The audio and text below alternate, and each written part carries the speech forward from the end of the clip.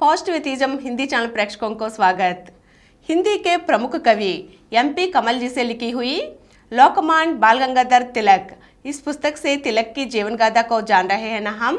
आज के अंक में समाज सुधार की ओर तिलक की संपूर्ण दृष्टि को जानेंगे।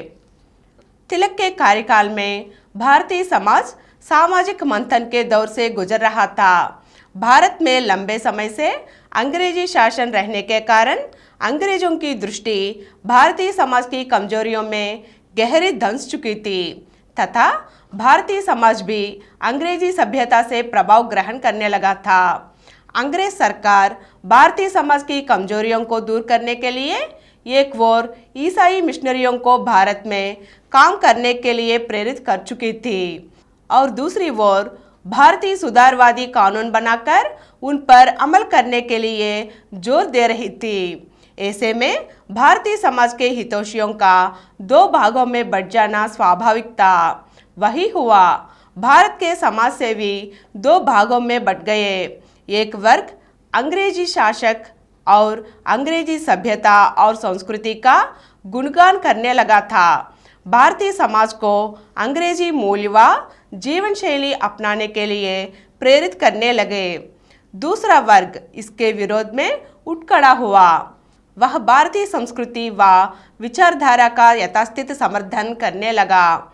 दोनों वर्ग एक दूसरे से प्रतिक्रिया लेने लगे, जिसके परिणाम स्वरूप समाज के हित के स्थान पर अहित अधिक होने लगा।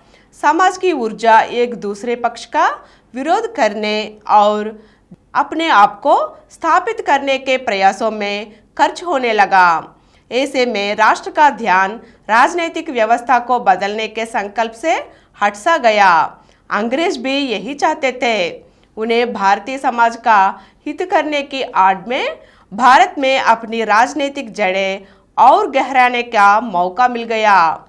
ऐसे में राजा राममोहन राय भारतीय समाज के पुनरुत्थान के जनक के रूप में अंग्रेजी सरकार के विशेष रूप से कृपा पात्र बनकर उभरे और भारतीय समाज पर छा गया। उनका प्रार्थना समाज 1867 में बंगाल में जन्मा और धीरे धीरे पूरे देश में फैलने लगा। भारतीय समाज को अंग्रेजी शैली के अनुकूल ढालने के लिए प्रेरित करना तथा भारतीय समाज से समस्त बुराइयां दूर कर उसे पाश्चात्य समाज की तरह विवेकी और व्यावहारिक बनाना इस प्रार्थना समाज का उद्देश्य था। कुछ बुनियादी बातें छोड़कर प्रार्थना समाज ईसाई मिशनरियों से बहुत मेल खाता था।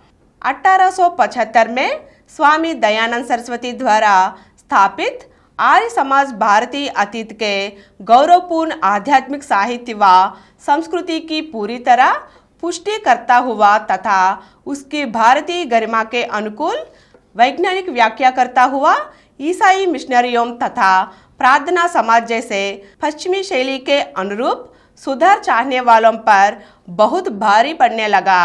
भारतीय जनभाषा में प्रचार प्रसार के कारण आर्य समाज तेजी से भारत में लोकप्रिय हो गया। इस तरह भारतीय समाज पर आर्य समाज और ब्रह्म समाज अपने प्रभाव दिखाने लगे। अगले अंक में इस तरह की और कुछ संगठनों को जानेंगे। धन्यवाद।